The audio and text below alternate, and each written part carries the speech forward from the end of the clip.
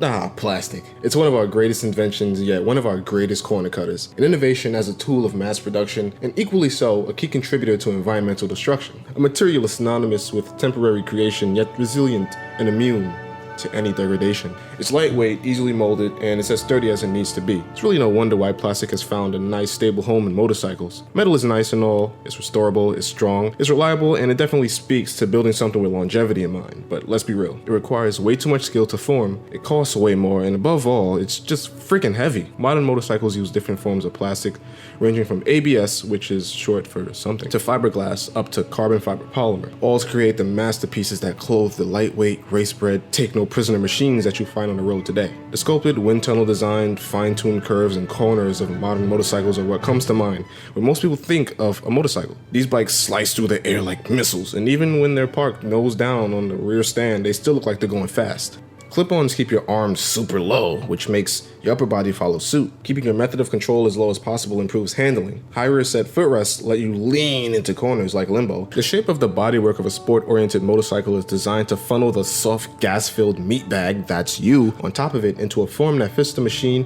and creates an efficient, unbroken shape to achieve max speed. But what if I told you some people want to do away with all that bodywork? Yep. Some people would prefer to do away with all that plastic and ride naked. Yeah, and that's not even enough. They want to break up the aerodynamic progress decades in the making by chucking those clip-ons in the trash and putting on some dirt-type bars looking things so it can sit upright and create about as much drag as a semi-truck. Oh, they also want the performance and technology and the lightweight of a Supersport bike. And what if I told you that the motorcycle manufacturers are totally willing to make this for them? Yeah, because some of you guys express interest in naked bikes or naked bikes versus fully fed sport bikes. It's an interesting topic, more so in the context of kind of figuring out the history of naked bikes, fairings, etc. I like seeing companies adapt. I like you guys. And you know I like me some naked twins. So without further ado, let's discuss it. Motorcycle fairings as we currently know them on road-going motorcycles are relatively recent on the timeline of the motorcycle. Motorcycle fairings didn't always start off as the super sculpted plastic pieces that they are now. Back in the day, they were pretty much just pieces of metal wrapped around the front of a motorcycle built for racing. These early fairings resembled the noses of big old bomber planes and are known as dustbin fairings. Why? Because their resemblance to, well, a dustbin, silly. See, these fairings saw use in the first half of the 1900s and made bikes extremely aerodynamic, like a bullet. Bikes equipped with this bodywork typically outpaced bikes without, but eventually they were actually banned from racing. See, the claim was that they were dangerous because while they worked wonders for reducing drag head on, they were actually very susceptible to making a bike unstable when it came to crosswinds. Now granted, this is understandable when you look at the ridiculous size of these fairings. No doubt there would be some issues of stability if the bike encountered some crosswinds that would start actually steering the bike for you. Under the right conditions, however, the dustbin actually worked wonders. Perhaps it was also a case of, hey, this thing works way too well, we gotta ban it. This was in the 1950s where those fairings were banned in GP racing, but the fairing style that is more related to what we see today had been allowed to continue on strong. Teams have been using this style since about the 1950s, and this is what you cafe racer guys get off on. Even though they were not the aerodynamic torpedoes that the dustbin bikes were, they obviously still improved the aerodynamics of a bike. It was much less mass, and the materials across different bikes were usually either super thin aluminum or fiberglass. Even the use of lighter plastic had beat out the use of metal, as plastic technology had begun to improve and the complexity of shapes had begun to increase. The increasing ease of producing plastic also made it more of an economic option. Take the focus off the track and onto the road. The UJMs that were flooding the market still were running around naked, generally with fairings only reserved for the touring-oriented models. Pretty much anything that can be traced back in the lineage of modern sport bikes still were not really sold on fairing sets. Really, that came in around the late 70s and the early 80s with bikes like the 1984 Kawasaki Ninja 900, the 1983 Honda Interceptor, and the 1980 Katana. But the first true, mass-produced, fully spec'd race replica, that's RR, balls-out sport bike was the 1985 Gixxer 750. Yeah, all you really weird Suzuki haters should know that the old Gixxer 750 grandfathered your sport bike because look at this thing. Yeah, it's a little bit funny looking 33 years later. Kind of looks like someone punched its nose in, but you can imagine how crazy this was back in the day. This bike was so badass that they advertised the sacks that it came with. I mean, full fairings. Like, now Joe Schmuck can look like a goddamn racing badass in traffic. Of course, the bike made enough of a stir among absolutely everyone that it sent the rest of the motorcycle manufacturers clamoring to make their own crazy, low clip-on having, fully faired race replica sport bike. And so, the sport bike as we know it was born. But see, then people started crashing these bikes, and obviously it was a lot harder to get a set of replacement fairings back in the day. I mean, there weren't Chinese eBay knockoffs yet. Hell, there was no ordering even legit ones online because you didn't really have much of an internet back then. You had to drop a fair amount of money to replace that beautiful fairing set, but not everyone had that money to spare. This is when the Street Fighter comes in. See, people would take their cosmetically damaged bikes and MacGyver them back into action by removing the damaged fairings and cheaply replacing the functional parts that broke as well. Some people attribute the start of this phenomenon to European riders dropped for cash, but I have a hard time believing that someone can be so sure that they were absolute first to do it. However, the Brits definitely made it popular back in the 1980s, and are also the source of the name Street Fighter, which points to the bike's bruised, rough, and tough appearances. The history of a Street Fighter tends to get a little muddy because, well, a lot of the history actually took place in people's sheds. But eventually, as bikes got more rough and brash, they begun to break away from the original race focus and shifted more to hooliganism. Because if my bike is in shit shape already, why not give it a few wheelies, you know? But wait, it's kind of hard to wheelie with the original clip-on bars, so why not throw some taller dirt bars on it? You see where this is going? See, I have personal experience with this when my YZF's fairing bracket shit the bed, because I had to remove the top fairing, rig up the dashboard and headlight to stay in place with zip ties, obviously. The eventual plan was to actually fully Street Fighter the bike, you know, before it was stolen from me. Fucking assholes. The thing about naked bikes is that it's hard to pin down what bike started the trend. Sure, on paper, the naked bike can trace its lineage back to a GSXR Street Fighter parked on a London street in 1986, but that's the thing, right? We just spoke about fairings and how they're relatively recent as we know them. So wouldn't that mean that every bike before that is a naked bike? See, here comes the dichotomy between a standard and a naked bike. See, you can kind of use them interchangeably, but not really. Look, okay, the greatest difference between what could be deemed a standard and what could be deemed a naked bike is the prioritizing of performance.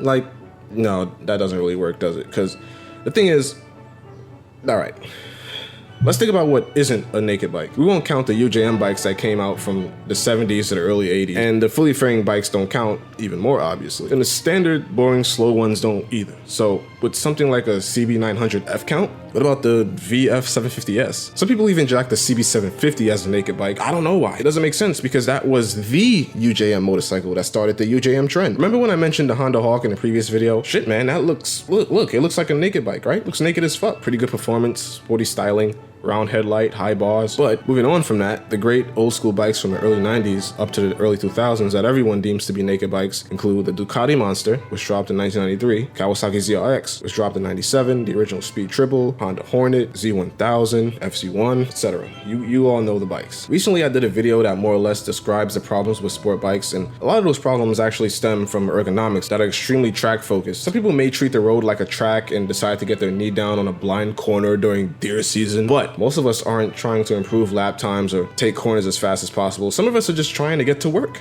or to school, or to the free crib of that smoking hot chick you met on Tinder. Okay, maybe in that case I'll break a few land speed records, but hey, you know, maybe I want to arrive to my booty calls in comfort. See, that's where naked bikes come in, no pun intended. The obvious benefits of a naked bike are the ergonomics. My bike might be half faired, which in itself gives it more Supersport properties compared to the SV1000N. But it was also much more set up for the track by the previous owner. I ride the FZ09 of a friend decently often, and it never doesn't surprise me how different the ergos are, even after I raised my clip-ons up by 3 inches and lowered my rear sets by 2. God damn, this bike is so fucking different. Naked bikes have higher and wider bars and generally lower, more centered foot pegs than Supersports, where you'd find clip-on bars in rear sets. Not only do they help with comfort, but they also help with moving the bike around slowly, like doing U-turns, for example. The greater leverage, feel, and balance also make naked bikes feel a little bit more flickable at low speeds. Plus, when your arms are up that high and wide, you feel like you have more presence on the road. The other big difference is the changes in gearing and the ways that the engines are usually tuned. Gearing ratios make a huge difference in the characteristics of a bike. Sport bikes tend to have very tall gears, which means you can rev through the gears longer and also achieve a higher top speed. On the street, this also means that you can pretty much stay in first and second gear. The problem with that is that your gears will be more or less weak until you get to the very appropriate speed. I won't get too deep into the math parts, but simply put, the larger the back sprocket and the smaller the front sprocket in terms of teeth, the greater acceleration. The larger the front sprocket and the smaller the back sprocket, the greater top speed. Sport bikes tend to go for high speed gearing, but unless you're just on the interstate every single day, on the road acceleration probably works to your benefit the most, especially when coupled with the rev high until you get the power nature of sport bikes. See, sport bikes tend to have engines that want to rev pretty high to get all the power. Now that works if you're on the track,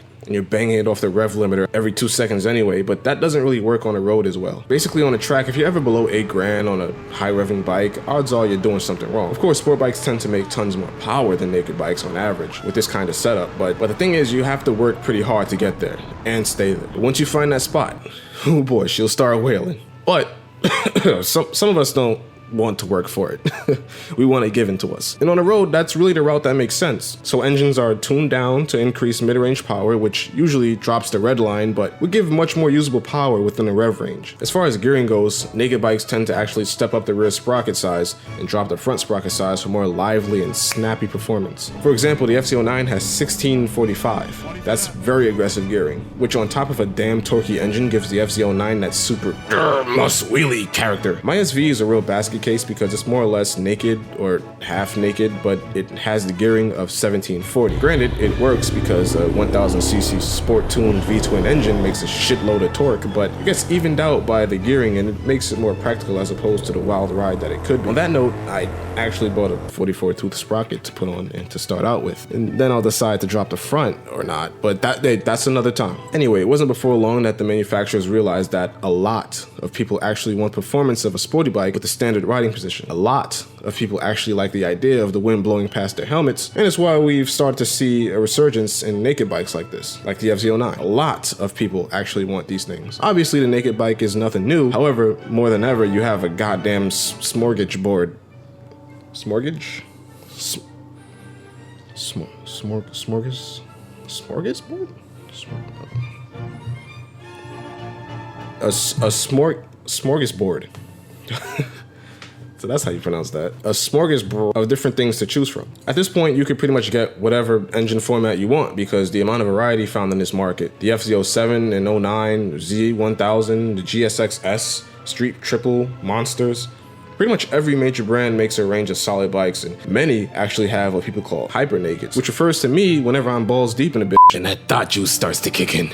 Which refers to naked bikes that have outrageous power and high-class components like the FZ10, the Monster 1200, S1000R, Tuono 1100, and Super Duke 1290R. Did you notice that list was mostly European? Well, no doubt that Europe is absolutely killing the naked bike game. Japan is catching up in this market segment with Yamaha easily leading the pack, but just give them a few years to get their stuff together. Go watch this if you haven't already. So, I could go on for like 30 minutes, but nobody really wants that. So here's my closing opinion. Some people claim that the naked bike will more or less be the death of the traditional sport bike. The fact of the matter is that both of them fit the bill for their respective cases of use. No doubt naked bikes have had a huge resurgence, but if you ask me, both categories will simply just coexist. See, the naked bike represents compromise in most cases, obviously not counting the hyper top-end naked bikes. Less top-end, but better acceleration. Less nimble at speed, better control in real life. Less aerodynamic, but easier to fix without plastic to break. More prone to the elements, but easier to maintain. Less focused, but more spontaneous. It's like hanging with that friend that's just ready to do anything and have a good time with it. You're not sure what he wants to be in life, and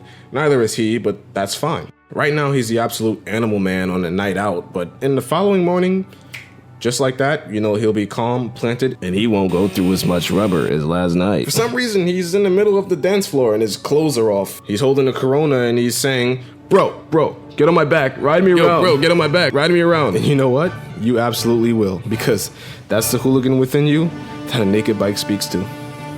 Thanks for watching.